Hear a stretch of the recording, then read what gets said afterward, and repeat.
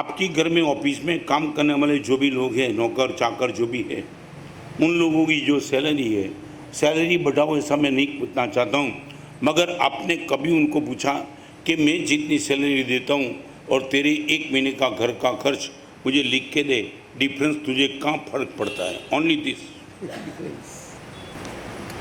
मैं जो कहना चाहता हूँ समझे ना, मैं तुझे जो सैलरी देता हूँ और तेरे एक महीने का घर का खर्च जो भी है, तो मैं जानना चाहता हूँ कि डिफरेंस कितना होता है। मैं तेरा डिफरेंस पूरा करूँगा, वो दावा के साथ नहीं कहना चाहता हूँ, but I would like to know. मुझे लगता है मैं तुझे सैलरी अच्छी देता हूँ 7,000, मगर तेरे घर का खर्च 9,000 है, तो मैं कम से कम जानना चाहता हूँ कि डिफरेंस में तुझे कम कितना पड़ रहा है। ये जानने का प्रयास।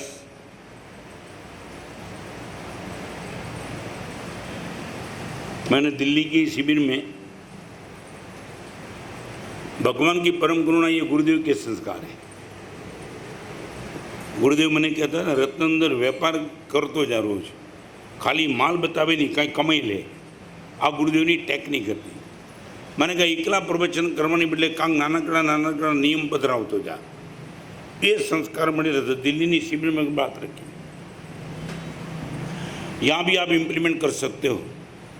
मैंने वो रखा था कि आपकी दुकान में घर में काम करने नौकर को इतना बोलो, તમે અત્યારે જેટલા લોકો ઘરમાં છો માં એક મેમ્બર પરમેનન્ટ નવો આવે તો 1,000 રૂપિયાનો પગાર વધારે। અમિત नहीं समझा क्या? आपके घर में अभी जितने भी परिवार में सभ्य, उसमें एक भी मेंबर परमानेंट नया आया, 1,000 रुपये की सैलरी ज़्यादा। भावे समझ में आए ना? 15 मिनट क्लैरिफिकेशन चला, आमने सामने डिबेट चली दिल्ली के लड़के के साथ। मैंने कहा बस इतना, आपके दुकान में काम कर नौकर, अभी 21 साल शादी हुई और 2 साल 3 साल के बाद उसके घर में बेटे का जन्म हुआ, वो तो परमानेंट मेंबर है। तो बेटे का जन्म होने के बाद आप इतना बोलो, तेरे घर में एक मेंबर नया आया है, उस दिन से 1,000 की सैलरी ज़्यादा, कहाँ फ़र्क पड़ता है?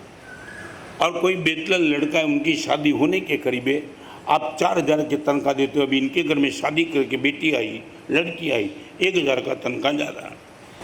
करीबन 1200-1500 लड़के थे, सब ने नियम ले लिया। एक ने पूछा भी गुरुदेव आपकी खोपड़ी में से ये क्या निकलता है? मैं ले तो ऊपर बैठा हूँ तेरे से यार।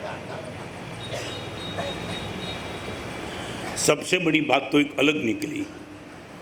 गुरुदेव ऑफिस में जाकर के हर नौकर को बोल दिया, एक भी मेंबर अभी से आपके घर में परमानेंट आ जाएंगे, उनको मेरी ओर से 1,000 की सैलरी ज़्यादा।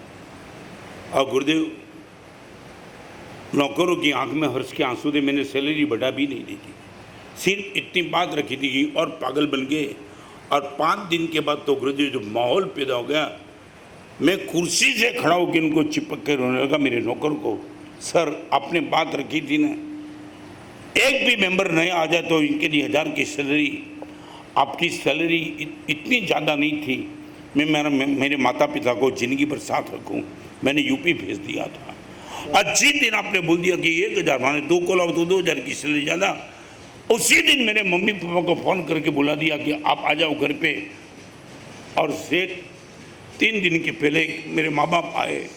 12 साल के बाद उसने मैंने उनका दर्शन किया, उसने मेरा किया। और घर में जो हम चिपक के रोए, मेरी पत्नी ने माँ के चरण में गिर गई, माँ अभी इस घर में कभी नहीं जाना है, 2,000 की सैलरी अपनी बढ़ गई। गुरुदेव वो बॉस मुझे मिलने के लिए आते कि गुरुदेव आपने शायद बेटे और पत्नी के लिए सोचा था, ये लड़का अपने माँ बाप को लेकर आया, धन्य बन गया मैं। ओनली 1,000 की सैलरी ज़्यादा। किया तुमने कभी ये प्रयोग? एक काम करो ना, તમારા ઘરમાં દુકાનમાં નોકર છે, નોકર કામ કરતો એને કહેજો તારા મા બાપ તારી યાર જિંદગી ભર રહેવાનો તો મારા તો 5,000નો પગાર વધારે આપો મર્દાંગીની સાથ। તારા મા બાપને જો તું જિંદગી ભર સાથે રાખવાનો, ઓલ્ડ એજ આશ્રમમાં મા જાય રખડે છે, આ સમાધિમાં જાય, તું જો તારા મા બાપને જિંદગી ભર સાથે રાખો, 5,000 રૂપિયાની સેલરી મારા તરફથી વધારે, શું ફરક પડે છે તમારે? તૂટી રહ્યા છે સંયુક્ત પરિવાર। क्वेश्चन मार्क है आवती कालनी माँ बापनी समाधि पर, माँ बापना जीवन पर नहीं, माँ बापनी समाधि पर क्वेश्चन मार्क है।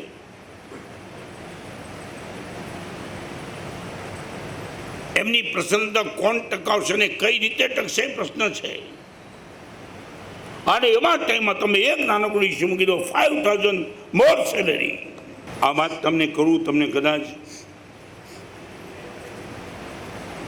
ડાઉટ પડતો તો એક નાનકડી વાત કરી દઉં. હરિભદ્ર સિંહમાં એક સરસ વાક્ય લખ્યું છે, સામાન્ય ધર્મ છોડીને વિશેષ ધર્મ કરવા જાય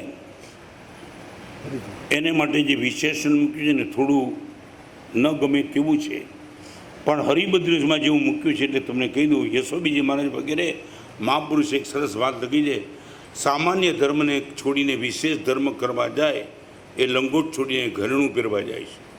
આ હું જે તમને વાત કરું છું બધું સામાન્ય ધર્મ છે, તમે એને મામૂલી માનતો ગુરુદેવ એમાં શું થયું, એમાં શું થયું. માણસને આપણે અરે આ જ મહત્વનું છે, વિશેષ ધર્મ પછી કરજે. શરીર ઉપર ઘરેણાનું તો ચાલે પણ આબરૂનું લીલામ થાય એવી ચિત્ત તો જોઈએ જ. कल्पसूत्र के प्रवचन में ये शब्द आता है, भगवान महावीर का जन्म होने के बाद नगर को साफ करना है तो शब्द लिखा है तैणम ते कौटुंबिया पुरुषा सदाभी. तुमने सुना नहीं होगा शायद. सिद्धार्थ महाराज ने अपने राजमहल के नौकरों को ये संबोधन किया है, कौटुंबिक पुरुषों ने बोलावे છે. कौन? મારા રાજમહેલમાં કામ કરનારા નોકરો નોકર નથી, કૌટુંબિક પુરુષો છે. કૌટુંબિક તૈણમ તે કૌટુંબિયા પુરુષા સદાબી સદાબિતા એવમ ભયાસી. બોલાવીને આ પ્રમાણે કહે છે, હજારો કામને પણ ઉદ્બોધન કૌટુંબિક પુરુષ.